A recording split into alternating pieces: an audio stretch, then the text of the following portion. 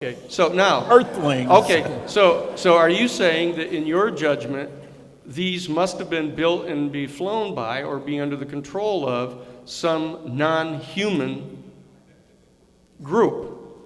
Non-human group. Part of the problem is we're trying to deal with, things that are almost indefinable. I know, And but that's why they have a lawyer moderating here. But the point okay, is... just tell me, can you tell me, do you believe any of them were built or piloted or under the control of some non-human entity? I would argue the question is incorrect. Okay. And the reason I say that is that UFOs go from little balls of light, are you going to say those are constructed things, to huge craft, mile across, hard data supporting let's pick the large and everything craft. In between. Let's pick the large craft. Are any of those, do you think? Certainly not. I mean, it's beyond the scope of anything that's been built that I know of by humans any place. So what is your best judgment, before we move to Stanton, what is your judgment as to what they are and where they come from?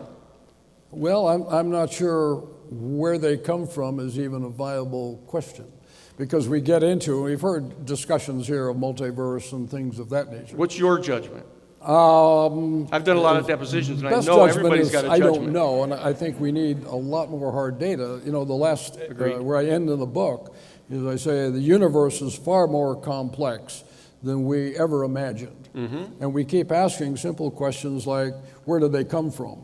And they got to be little guys from Zeta Reticuli who come here. No, I'm not asking for straw man. I'm asking what your judgment is at the beginning of such an initial investigation, assuming that you have to have an open mind, but what's your best judgment? The thing that everyone tries to avoid in government work. Well, it's not the government. The problem here is humans, and here's where Jacques Vallée and I are very close. Okay. And that's why he did the forward, for the book on that, was that whatever it is A, complex, and B, would appear that consciousness is a component of it. Yes. And I mean that specifically, if you look at UFOs over history, and certainly they've been reported for millennia. Yes. And as you do that, some of the things you find is that they change. We talk about them being 1,000 years in advance technology. So let me ask you the question. Do you believe, with Jacques Vallée, as I understand him, that these are material photoplasmic projections of the collective unconscious of our human family? No. Okay. Because so you've excluded that one. I think that at times they end up in consensus reality. They are hard. You can walk up and touch them. There's people here that have done that. And what's your best judgment, therefore, as to what they are? Well, again, I think there is a breadth of what they are, and that's why I talk about... Give me two. Give me two. Let me finish. Two things is what they think they are. They talk about the UFO phenomena as plural. All right. And you're trying to make it a singular... No, I'm not. In fact, I made a presentation here in 2000 where I did exactly the contrary. So that what I'm asking you is, in your best judgment, give me two things that you think they are in the affirmative, not what they're not. Yeah, well, it's hard to say because we don't know, have not, and part of the problem is you have physical observation. We certainly have highly credible witnesses. Yep. You have sensor systems that pick them up. Yep. Conversely, you have sensor systems that don't pick them up. That's right. At times when they should. Right. We're not, and what I end in the book is says, we're not even at the position of asking the right questions yet, let alone answering them. But what do you think, in your best judgment, is what they are? Well, pick one. I don't know because you're talking a whole breadth of things. Pick your favorite. Pick your favorite and you tell me what it is. Well, as I have said, I think the Bentwaters case is one of the strongest ones. Okay. Although most people don't realize that case went on for a much longer period of time than most people recognize. It was not just one or two events. Right. I'm sure they remember the question. The question is, what do you think it is? In your best judgment. The best judgment is it's something we don't understand. I do not know how to address an issue, the things that they said. You got a widget that's on the ground, leaves indentations, leaves radiological evidence to support it, and then, as I described, splits into parts, goes off in all directions, comes over and shoots down. And is not under the control of any human Well, don't know. That you Human think, is your thing. as far as you know. Any intelligence, don't know. But Chuck Halt, who'll be here. I mean, they talk about him coming over and shooting a beam at their feet. Yeah. That would appear to be in control of something. Yes. And therefore, what do you think? He's glad he wasn't there. I think it flew over, shot down, and shot something at their feet. I think that we have not even formulated the right questions in studying this. My position has been that what's really necessary here is to make this a viable area to be researched without detriment to one's career. Because right now, any scientist enters a field. It's the third rail. That's right. Okay. So what you're saying is that, in other words, you're just advocating a procedural point, is that there be a neutral and professionally responsible real investigation of what these are, because you have concluded, at least preliminarily, that they're weren't built by or under the control of any human beings. I would agree with that, yes. Okay.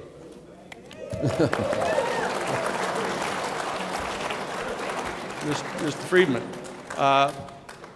do you understand that to be an adequate response to the actual data that you're familiar with? Or do you think that a reasonable and objective person would come to further conclusions? My own conclusions after 53 years of study and investigation are that some so-called UFOs are intelligently controlled extraterrestrial spacecraft.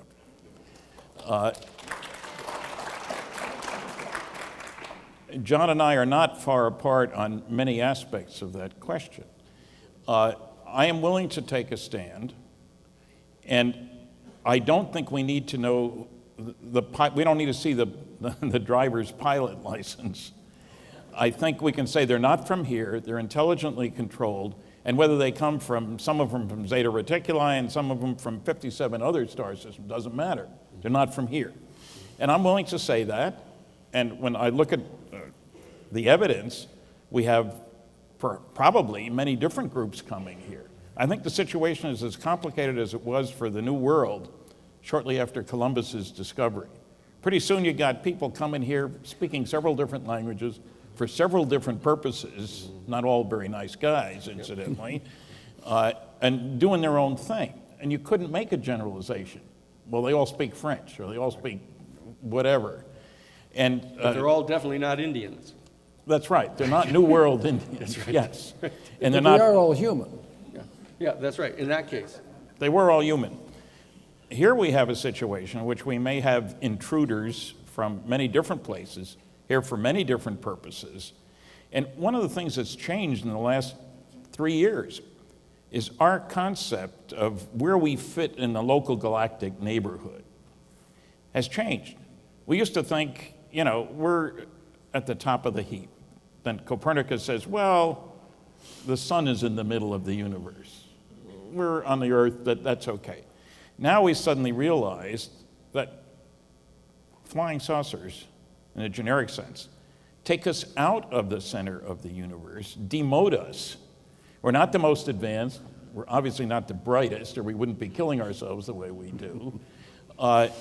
This has a major impact on us. But why would anybody expect that we could explain everything, and how do they work? Ask Columbus how a nuclear submarine works. He hasn't the faintest idea. And I don't care how big your budget is, he couldn't have built another one, even if you offered him a reward. So we're dealing with a situation in which there are all kinds of implications for the presence of aliens, some good, some bad. Not the aliens, but the implications. Mm-hmm. Maybe some of the aliens are not nice guys either. There's no reason to say they're all good guys. Mm-hmm. Well, what I'm saying is that it's time to strip the subject of the laughter curtain, the ridicule, and where John and I differ mostly, I think, and I read the book, I would recommend the book. If you want to know where he stands, read his book. That's the way to do it.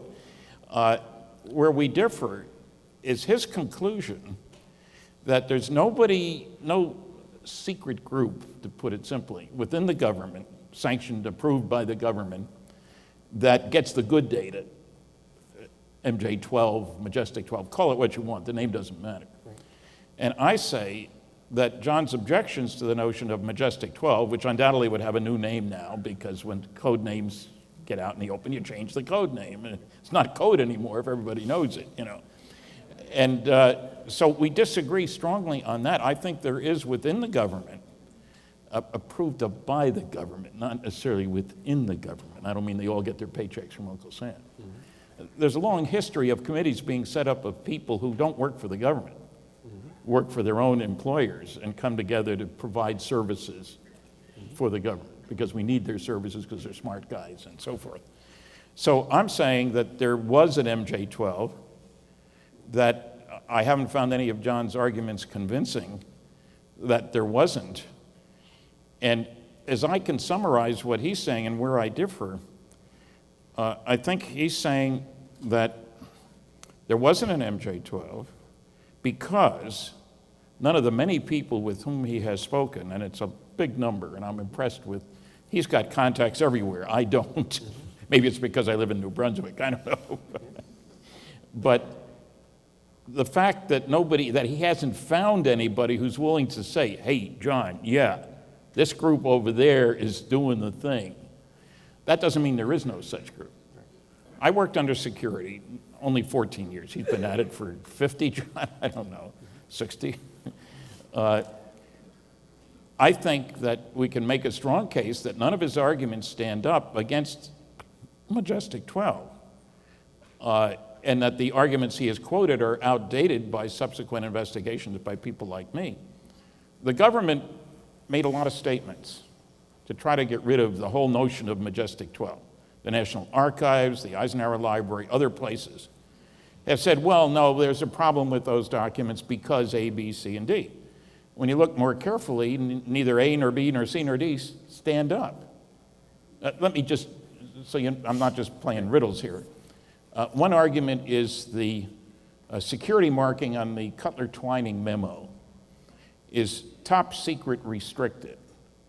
Now, everybody agrees, including me, that that's an unusual security marking.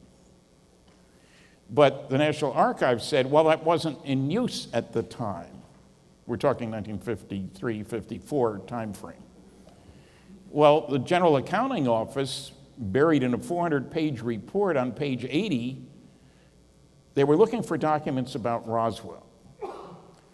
And they announced that they were at this facility that had top secret documents and stuff, covered the right time frame, and they didn't find anything about Roswell. However, we noted a number of instances of the use of top secret restricted, even though we had been told it was not in use at that time.